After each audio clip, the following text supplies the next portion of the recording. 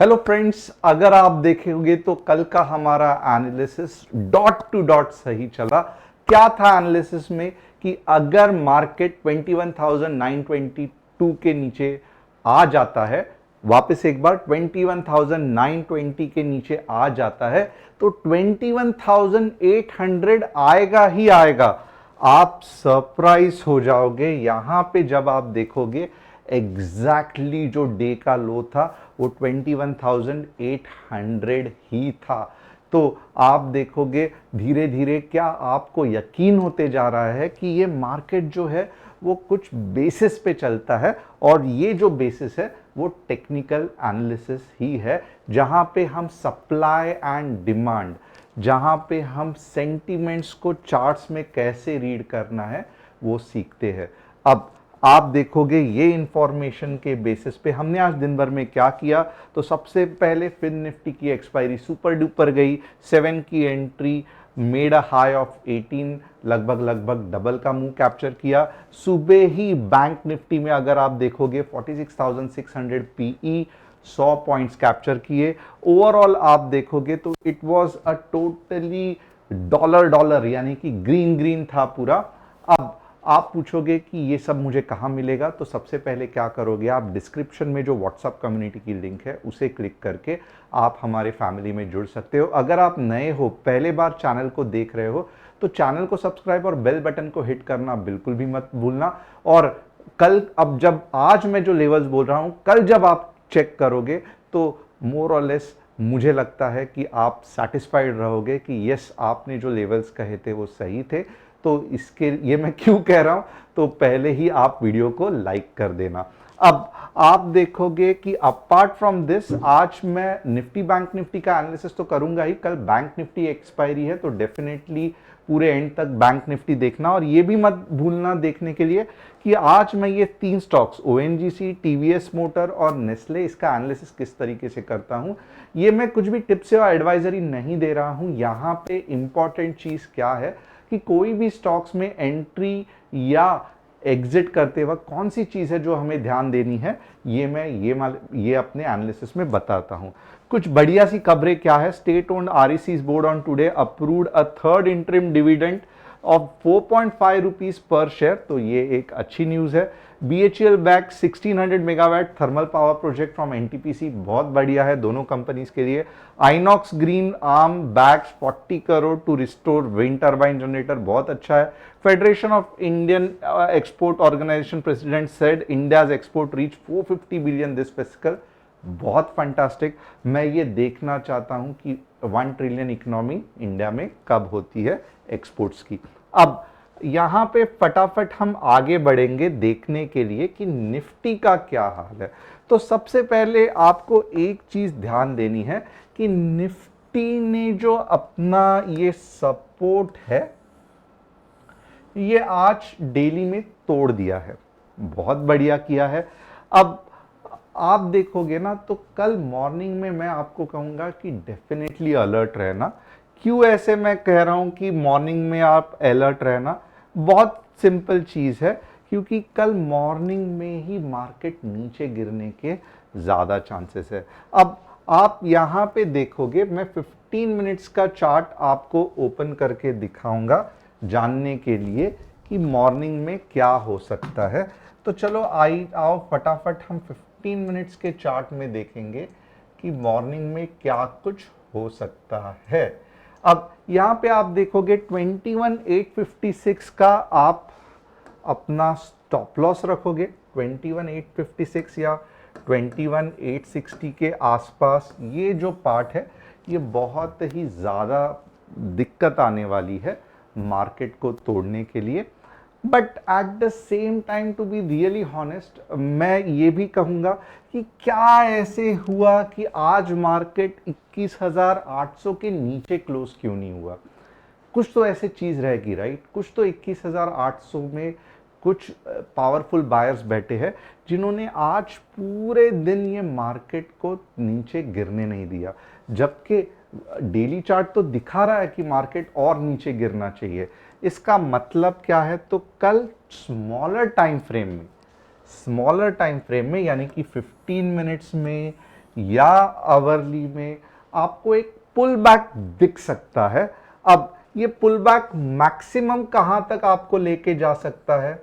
21,900, और यहां के बाद एक अच्छा खासा सेल ऑफ आ सकता है।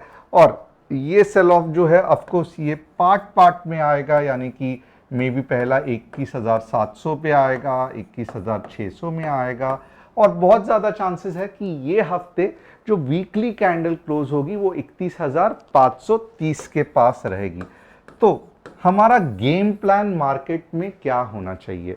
तो मैं यही कहूँगा कि आप थोड़ा सा कल देखना, मॉर्निंग में भले गैप अप हो रहा है और आपको लगेगा कि मार्केट ऊपर भी जा रहा है, क्वाइट पॉसिबल, बट ज्यादा से ज्यादा मार्केट कहां तक जा सकता है? 21,900।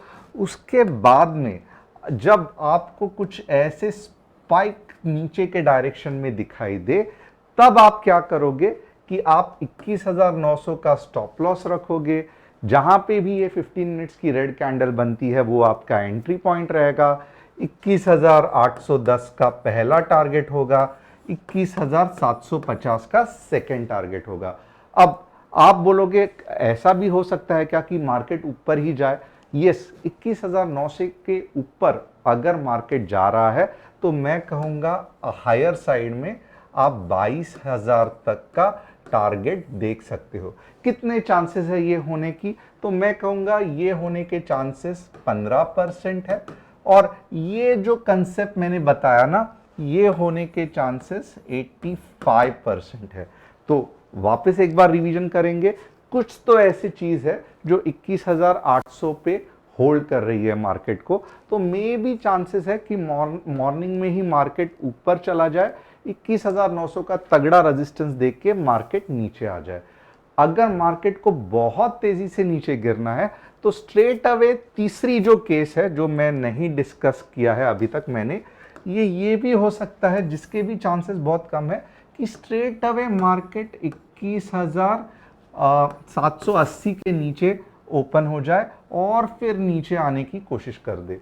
तो ये जो चांसेस है ये भी कम है, मैंने डिस्कस नहीं किया है, बट मोर और लेस मुझे जिस हिसाब से मार्केट का ये लग रहा है, अंदाज़ा लग रहा है, ये सबसे बेहतरीन मूव हो सकता है मार्केट का। तो कल डेफिनेटली हम एक्टिव रहेंगे, आप भी व्हाट्सएप कम्युनिटी में ज्वाइन करके देख सकते हो कि क्या उसी तरीके से मार्केट रिएक्ट कर रहा है। अब चलो बैंक निफ्टी देख लेते हैं। बैंक निफ्टी में जो इंपॉर्टेंट अपसाइड के लेवल्स है, जहां पे रेजिस्टेंस दिखने वाला है 47,208 है, तो ऐसे करके फिर बैंक निफ्टी 46,350 तक आ सकती है। और यहां पे आप देखोगे तो बहुत ज्यादा चांसेस है कि बैंक निफ्टी 45,500, ये डेली चार्ट है ऑफ कोर्स, तो आप देखोगे ओवरऑल डेली में ऐसा कुछ पैटर्न बन सकता है। तो यहाँ पे ऊपर के जो लेवल्स है जहां पे रेजिस्टेंस फेस करने वाला है वो है 47,200, जहां से बैंक निफ्टी नीचे आ सकती है। नीचे के जो पॉइंट्स है जहां पे बैंक निफ्टी सपोर्ट ले सकती है वो है 45,480 या 500 के आसपास। इससे ज़्यादा मैं ज़्यादा ये डिटेल में 15 मिनट्स में नहीं एक्सप्लेन करने वाला हूँ क्योंकि एक्सपायरी है।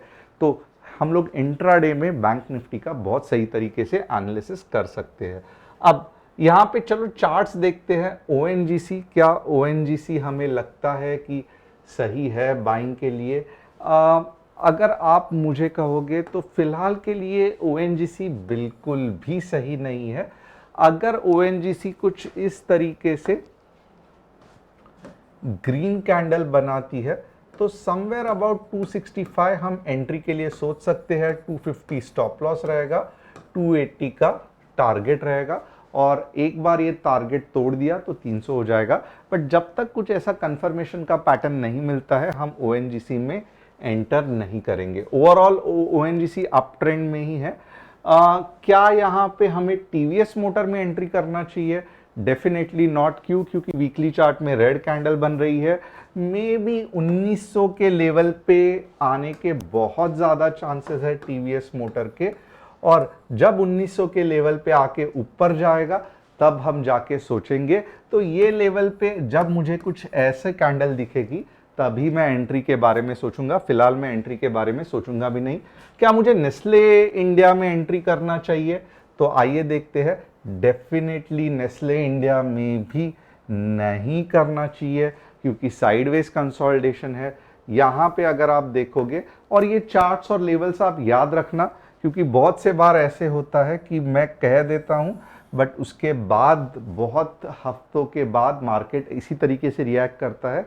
तब आप सबको समझ में आएगा कि टेक्निकल एनालिसिस कितना सही चलता है। वो 2400 के आसपास कुछ ऐसी कैंडल जब बनेगी तब हम ऊपर के बारे में नेस्ले को लेने को सोचेंगे। फिलहाल नेस्ले साइडवेज है वीकली चार्ट में, तो डेफिनेटली हम इसको नहीं ले सकते। तो होप आपको आज का एनालिसिस पसंद आया रहेगा। चैनल को सब्सक्राइब, बेल बटन को हिट करना मत भूलना। Thanks a lot. मिलते हैं कल बैंक निफ्टी के इंटरेस्टिंग एक्सपायरी के साथ।